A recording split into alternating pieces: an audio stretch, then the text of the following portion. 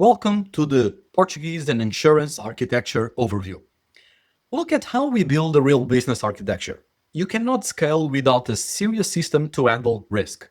And today we analyze the exact rules controlling the Portuguese Decree-Law number 72/2008. This is the definitive guide to insurance products and integrity around structures and specific processes. If you want to survive in this market, you must understand these compliance nodes. Let's look at the data.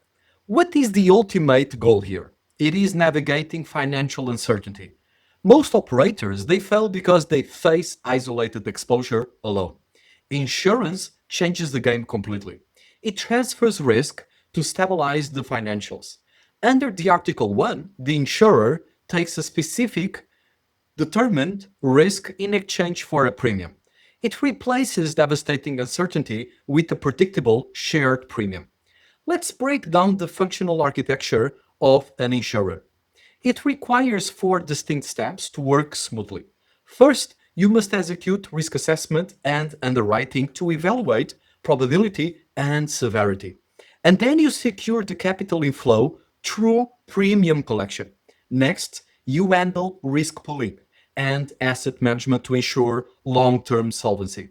And finally, when a random event hits, claim settlement delivers the legally bound financial protection. That is how the money flows. Look at the actual anatomy of an insurance product. It stands on four heavy pillars. Pillar one, it's the tomador, the policyholder who legally in Portugal signs and pays the premium. Pillar two is the segurado or beneficiary that the specific interests they are protected. Pillar number three is the risco, which is the defined uncertainty bounded by policy exclusions under Article 18. And finally, Pillar 4 is the premium. Now, let's talk about the great division in the market segmentation.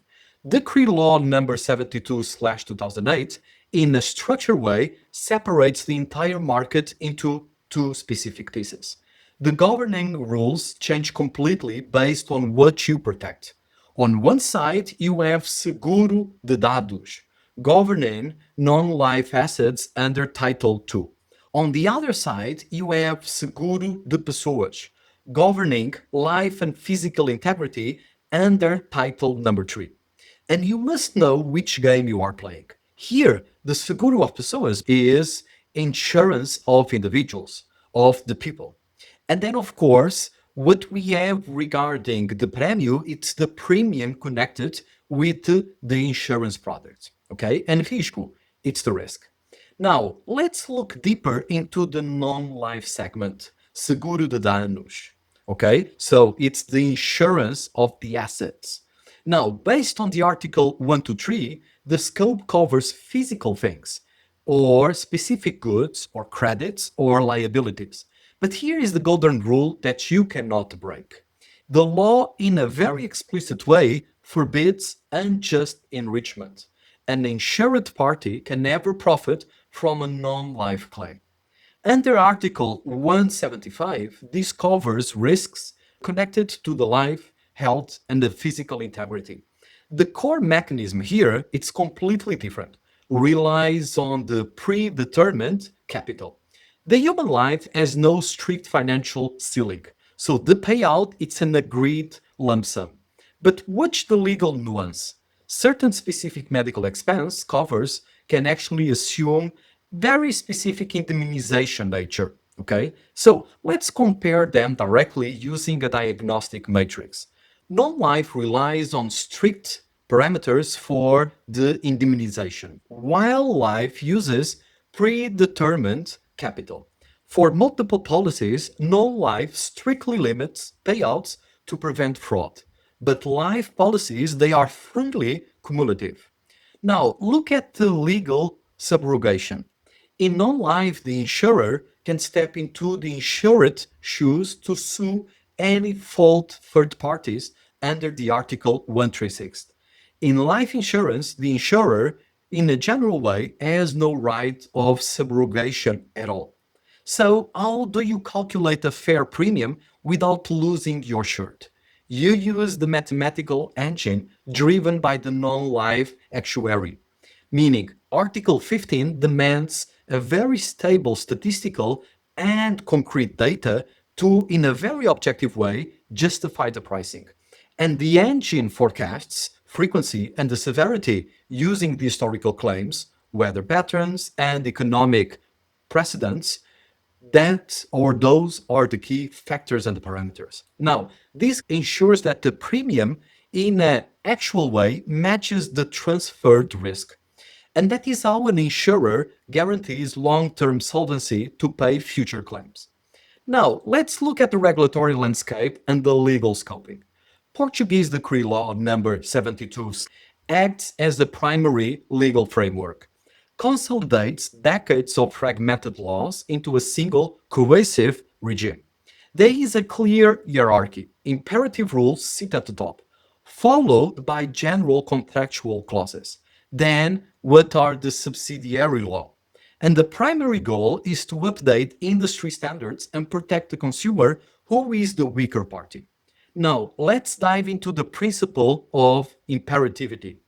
Under Article 12, absolute imperativity means rigid rules that cannot be changed under any kind of circumstances in order to protect the consumers. And you have zero freedom to change this.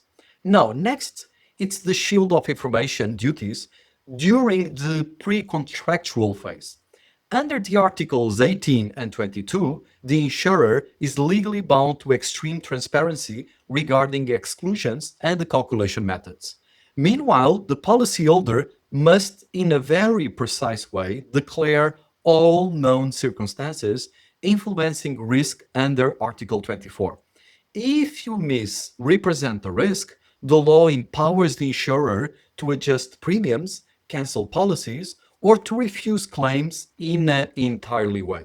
Omissions, they matter. Now, let's talk about advanced structural mechanisms for handling massive risks. First, you have coinsurance under the Article 62.